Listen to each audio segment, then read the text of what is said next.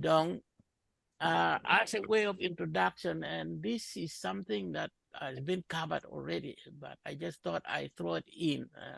The crossroad we find ourselves in land security, governance, and of course the struggle for dignity. It seems to be very elusive. Unfortunately, some actors, as some already alluded to earlier on, are exploiting this situation for their own benefit. And this, if you look carefully, are reflected in the ongoing land grabbing, the incomplete transitional justice, which was supposed to occur, and the failure to protect Acholi communities from Karamojong cattle raids. You're probably familiar with this. And then this is so obvious. They stole government inquiries in Apaa. The failed presidential executive orders, Madame do Polkan on Balalo eviction.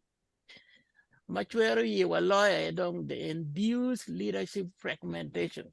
Jemageti maka ka kita Father Eric Wajane may work down very pocket. And then the state-sponsored practice that are actually intellectuals describe as deliberate disorganization of Acholi people.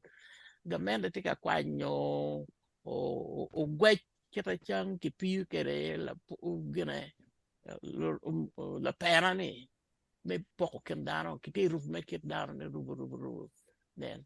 So it would therefore be irresponsible for us gathered here not to watch the region struggle alone with this complex convergence of geopolitical, economic, social challenges in the post-conflict era. And one of the irresponsibility, it's totally unacceptable. If we could. So in the context of this conference, in the context of what I just said, this conference draws on historical documentation. In other words, what I'm trying to do is to give some context. You could always refer them to the sources. These are documented materials which are in this, the document, botany. There are human rights reports that were used to produce the document and debates in parliament. And then oral tradition handed from generation to generation.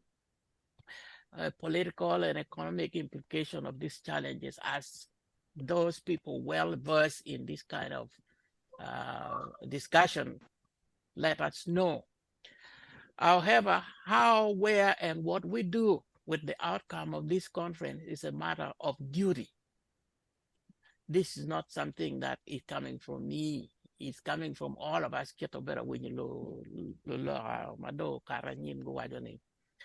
And we believe there's an urgency of resolve here. So, as we no longer have the luxury of hesitation, man came very clearly from the speakers. Yeah, it's a winner. Medwana ye watia no koroni duani pe winye mabe. Okay. She don't get microphone and they take a yellow banco. Yeah, tia better. Okay, so what I'm going to do, maybe I'll just turn the video off and hold the microphone next to my mouth. All right.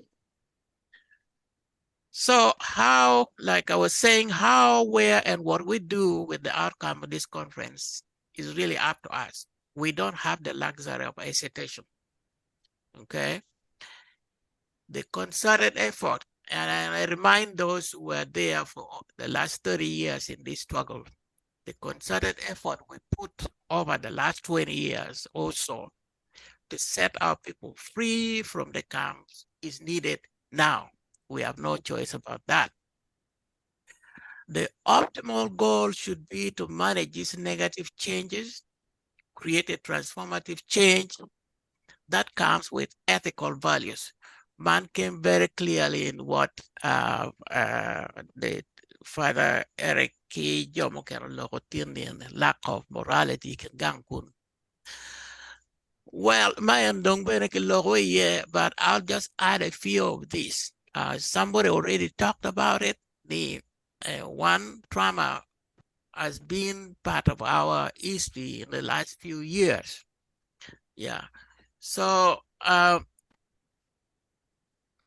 for example, people forget that Oboretu was also the cause of our trauma. Unfortunately, and this has already been mentioned already, since 1986, seems like more children have been killed, neglected, humiliated than all the previous regime combined, beginning with the colonial period. And these are documented evidence. So, additionally, Acholi region has endured decades of political violence, displacement. On top of this, economic disruption and government instability. This, by the way, is in spite of the long history of cultural sophistication and resilience, which we are known for. You know, we were socially cohesive tribe here, Chole Kuja, but that was not strong enough to prevent the fragmentation we see currently. To say the least, post-war expectation of peace dividends have instead encountered systematic failures in land protection, translational justice, security, and political representation. The present challenges, far from being isolated, reflect deeper governance failure that requires our examination and action. I'm just being modest here by saying these are government failures. I should be saying it is a deliberate act to disorganize our people, but let's keep it that way. The other thing I want to point out is not new. In addition to land grabbing, displacement is still taking place up to now. It happens in many ways if you look carefully under the actions being taken. The post-conflict Acholi, which is now facing widespread land grabbing, is actually occurring because of the Ugandan elites. Ugandan elites does not mean Otira Acholi can, it's everyone. And then you hear them talking about investors. Who are these investors? We need to find out the history of all these people, not only the so-called Balalo, but investors. And then there are militarized actors. And that includes Balalo's Magitika wielding guns in gang. Where do they get the guns from? Who is arming them when supposedly Acholi Peramo wielding a gun and walk freely just like they do? Yeah. The Apaa lands conflict is one glaring example, one that has been the subject of multiple commissions of inquiry, parliamentary resolutions, and presidential directives. However, none of these have been fully operationalized or implemented. Some scholars argue that the prolonged failure to resolve the Apaa crisis constitutes systematic government paralysis and raises concern over political interference. In other words, Germany get as one community elder once stated, we are dying slowly, not by bullets, but by land decisions that never came.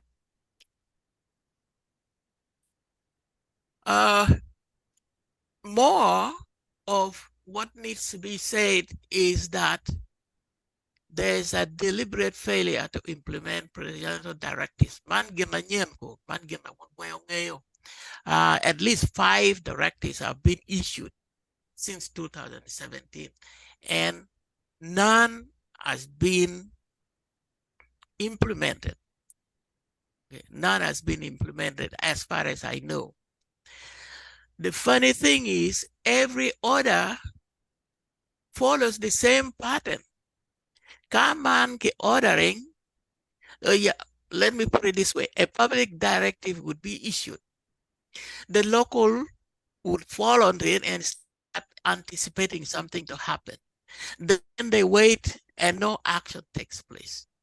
And then before you know it, another directive is issued and the cycle continues.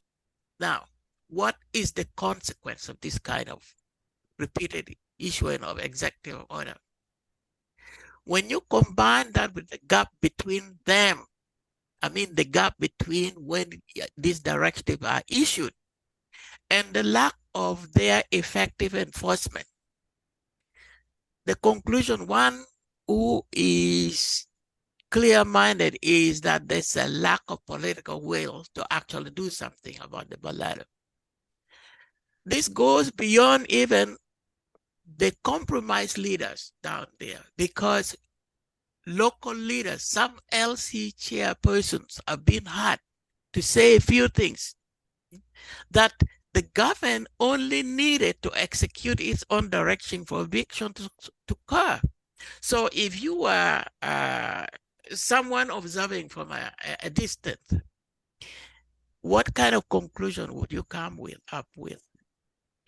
To some, this really means that the government is deliberately not acting on what it's supposed to do.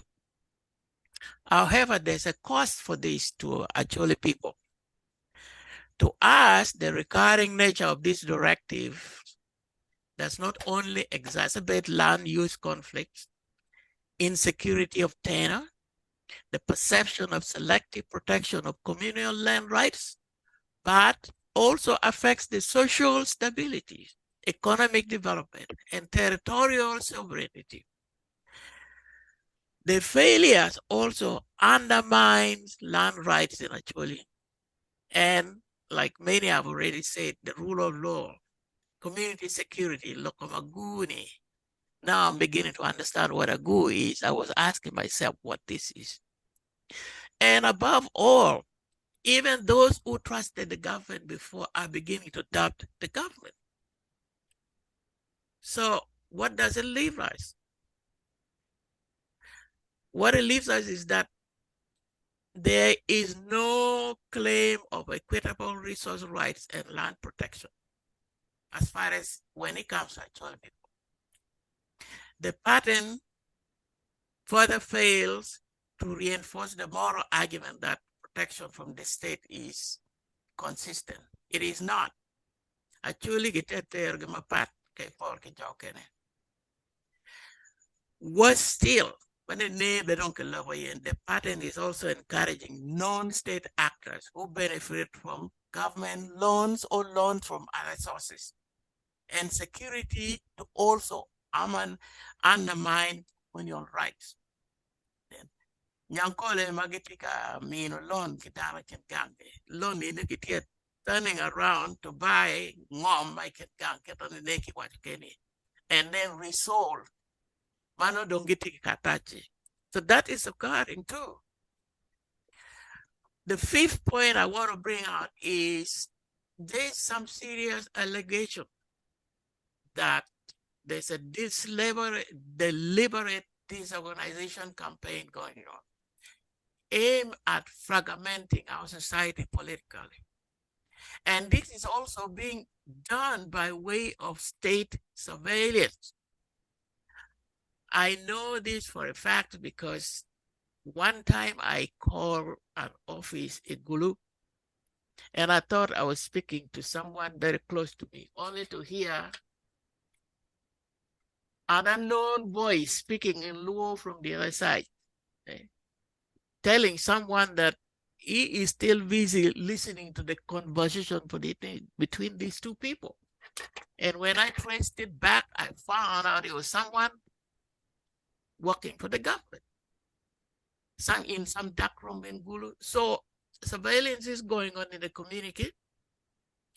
Some researchers examining the political economy of northern Uganda argue that the post-war government are characterized by divide and rule fragmentation, which principally is meant to cause internal division among the Acholi leaders and thus weaken collective bargaining power. And I will look manene lo dirmu lo ka ene so important ni. Igang kuja take be ye ni Acholi kubin ka chiel to form a strong collective bargaining unit. And that's a problem. Communities frequently assert that state actors engage in monitoring, intimidation, and corruption of local leaders. To Acholi people, these behaviors documented in conflict governing literatures require caution due to their political sensitivity. What this means is, but they cannot talk about it like one elder summarized the consequence of this behavior in this way. A community that is afraid cannot organize. This is why fear is being used as a tool. So, and lastly, on this chapter of the talk, government actions are at times perceived as undermining economic recovery in Acholi itself. In this context, I know there are some actually intellectual and civil service leaders who argue that the economic base of the Acholi region, when compared to other regions of Uganda, was severely weakened, deliberately by the prolonged displacement of the population, the loss of livestock, agricultural resources. These were compounded as well by the concentration of investment elsewhere. And that is not in isolation, because the pace of reconstruction in Acholi land after the war was also slowed down. So we begin to ask ourselves, why was the pace slowed? Why do we see investment only everywhere else? Like Ladiruchai said, needs some horizontal drilling pipelines are being pushed. Is it from Bunyoro to Acholi to extract things? Why not on our side? Those are deliberate acts of trying to undermine economic recovery in Acholi. So, in summary of this section, I would say economic analysis indicate that while other sub-regions benefited from targeted state investment, the Acholi region lagged in infrastructure, agro-industrialization, and commercial development. I'm going a little fast. Let me just fill in the gap of what the engineer and Ladiro Charles from South Africa mentioned. What is actually there in Acholi land? Why is that people are stepping over each other to come to Acholi land? Here is a few of where these resources are located. Okay, the economic potential, particularly in terms of mineral gases and resources, Acholi land is rich in minerals, agriculture, livestock, water, oil prospect, tourism, and human capital, name it, they're there. And these are just the few that we know. The land that we used to have, because I heard some of you said the land is already gone, has the potential of becoming a significant economic hub in the country. For example, seismic test. That's the test that the geologists and the petroleum guys can tell you about, has identified hydrocarbon potential in the Albertine Graben portion that extend in Punoya. While production is currently centered in Bulisa in Hoima, equitable benefit sharing is therefore required legally under the Petroleum Revenue Management Act, since Acholi territory forms part of this petroleum basin.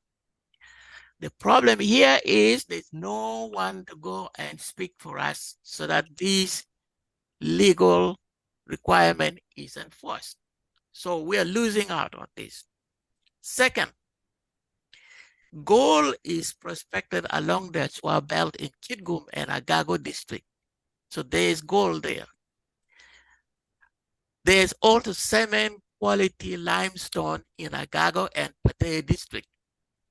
There's also high-grade iron ore deposit around Acholi Ingatio Belt. That's how they call it. There is also fertilizer-grade phosphate in Agago. And somebody already mentioned this, that there's marble for construction and decoration in Kitgum.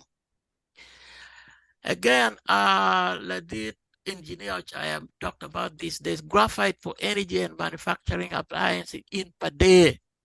Gypsum for cement and industrial use also in Pade. There's high-grade silica sand for industrial glass manufacturing in Nuaya. The failure of Acholi to benefit meaningfully from these resources constitute a significant governance gap, in my opinion. The other one is hydro. Acholi has hydro capacity that can position the region to be an emerging economic power. The Acholi sub-region possesses one of the most significant concentration of underdeveloped hydro potential in Uganda. The current operational installation on Achua River alone provides a combined capacity of approximately 83 megawatts of power. Their existence attests to the region's ideological strength and its suitability for scalable energy infrastructure. More strategically consequential, however, and this is still in the plan, it is the Ayago hydroelectric power station to be located in Nuaya. This one is projected to produce 10 times the combined production that is ongoing now, about 840 megawatts, which makes the Ayago product one of East Africa's central hydroelectric installation, if that occurs. The question is, are we prepared when that happens? The last I will bring on is tourism and cultural heritage. Well, in addition to hydroelectric capacity, actually land hosts some of Uganda's most valuable tourism assets. For example, the Northern Corridor National Fall Park, which lies predominantly in Nuaya district, forms the heart of Acholi tourism economy. Why? The park, Uganda's largest and oldest conservation area, attracts global interest for its Nile River landscape, the Musician Falls, diverse population of wildlife, the sprawling savanna ecosystem. Beyond Musician Falls, Acholi boasts unique cultural and scenic attraction, which include number one, Fort Patego. Some people call it Becker's Fort in Gulu, an iconic monument commemorating resistance to the slave trade. Second, Aru Falls in Pade, a dramatic multi-tiered waterfall with potential for ecologists. There are people in the US here who travel just to visit ecologists, and unregistered tourism. Third, there's Achua Lolim Game Reserve Corridor, a critical wildlife migration route with potential for high-end safari concessions. And fourth, the Lamour and Pade Highlands, which offer mountain scenery and cliff landscapes suitable for trekking tourism. Okay, at the core of Acholi, and this has been mentioned before, is cultural heritage, one of the richest in Uganda and the most sophisticated of the Nilotic civilization. For some of you who did history in secondary school, Acholi culture, as it is, forms a distinct and compelling basis for cultural tourism, national identity, and social cohesion.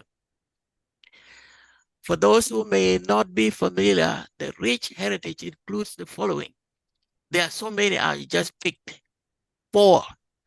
Acholi, the Cultural Parliament and the Center of Acholi Customary Law, as well as reconciliation and conflict mediation. 2, the traditional dances, which are internationally recognized for their vibrancy and the war drum symbolism. Number 3, the oral literature and folklores. And 4, musical instruments that remain unique in East Africa. One could also add to this list the royal shrines, the clan centers, ancestral graves as high-valued cultural sites with tourism potential. In fact, the United Nations Heritage Assessment previously noted that Acholi cultural systems are exceptionally resilient and philosophically rich, thus a prime candidate for regional and global heritage recognition. The only thing is we don't have anybody to push for it. Lastly, I want to bring this. Without the core strategic assets that I'm showing you here, nothing can happen. Nothing can happen. What I mean is at the core, all these are 3 strategic assets actually must have for development. If we lose any of them, we are not going to go anywhere. So in details, let me start with water. As we all know, Acholi land is traversed by major waterways vital for additional hydropower development, irrigation, fisheries, and environmental sustainability. Key water resources include Victoria Nile. I don't know if most of you knew this. There's Victoria Nile, there's River Chwa, River Pagé, Agago, and the Lapuan-Lamore watershed. Extensive water wetland in Nuer, Amur, Gulo, and Padoyo. These are areas that can support rice cultivation, livestock farming, biodiversity, and sustainable water management. And I don't know how much to emphasize this, but this water system, if properly managed, could position Acholi to be the hub of high-value irrigation, agriculture, commercial fisheries, and water-dependent industrialized zone in future. The last one of the 3 is the land. I keep bringing the land because without it, nothing happens. But before I get there, let me throw in the youth. I'm glad that, what is his name? He came here to speak about the youth. Here is what we have. We are blessed. I don't know whether to say this is a blessing or just an accident of events in the past, in that we have the youngest and the most dynamic population in Uganda. The median age is around 22. I want to look at the good side, the bright side of this finding. The benefits that one could realize are many. The good thing, though, which I saw happening when I was at home, is that the region has witnessed a parallel and rapid growth in university attendance. That was good for me personally. And this is being led currently by Gulu University, Sacred Heart University, and the network of technical institutes in the Acholi region. Some have heard people say that what we're seeing is being fueled by post-war education and investment. And it is this investment that has allowed these institutions to expand in all kinds of fields, professional fields, particularly medicine, law, engineering, teaching, and ICT. So putting this together means Acholi has a large and experienced workforce. that spans the fields of construction, agriculture, service industry, civil society mobilization, you can name it. We have the human resources there in the young. One could also argue that the resilience of Acholi people, fostered by the wartime survival, has produced a generation capable of leadership, innovation, industrial transformation, if provided with enabling institutions and equitable policies. Lastly, the land. Let me go Carol Dolo about this. Okay. But I need to also emphasize the significance of land as a strategic asset. Actually, land mass, roughly 11 to 12% of Uganda's total territory, and 3 to 4% of Uganda's total wetland, offers unmatched opportunities for commercial agriculture and livestock ranching, industrial parks and energy corridors. Urban expansion. When I talk about urban extension, I'm really thinking about Gulu City, which is emerging as the natural capital of northern Uganda. Ladir Ochan temet duani da idano tika complaining.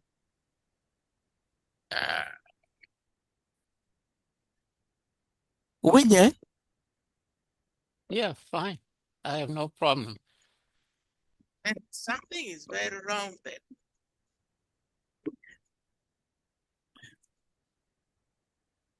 Take a winye. Winyo mabe. Winyo maleng dong. Yeah, gina mo te yela mra ke nino ba dong tie. Yeah. Get jockey Speaking of dong. Nino. Okay. Chok tie kone bedong ya is only one slide to go. Okay.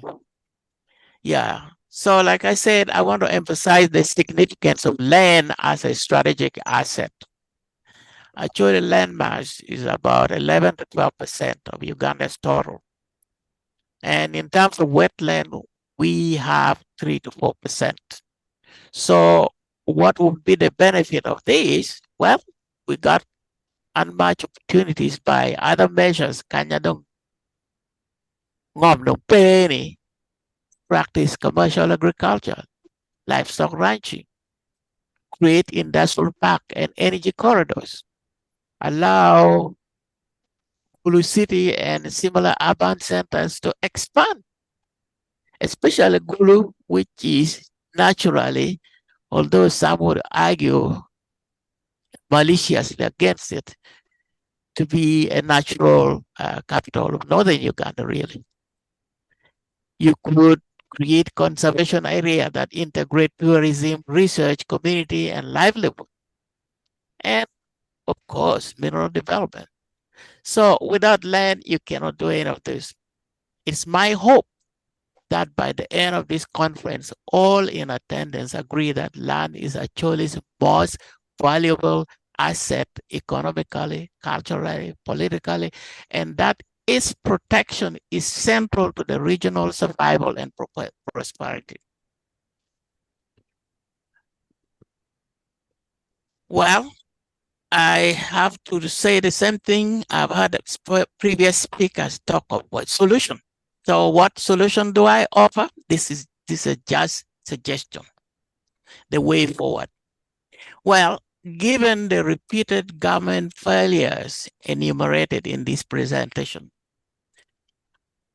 I want to quote scholars.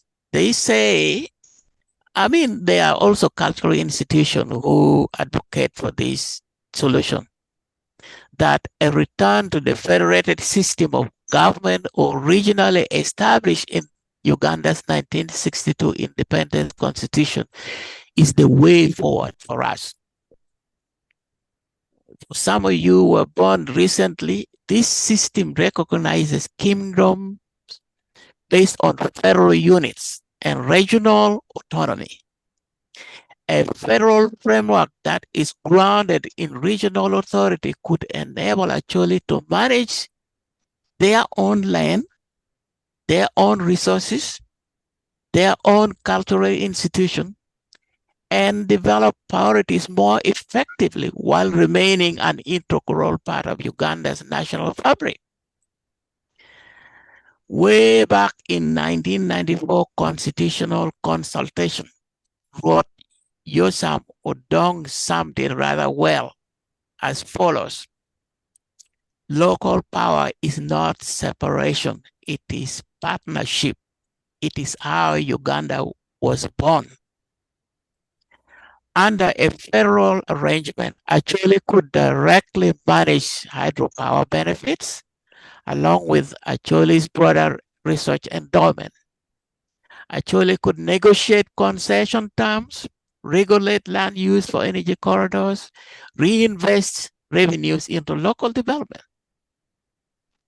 Empowered through unity, constitutional autonomy, and equitable resource government, and with more than 930 megawatts of hydroelectric power potentials, abundant minerals, oil prospects, and a strong agricultural base, Acholi land can become an engine of national growth.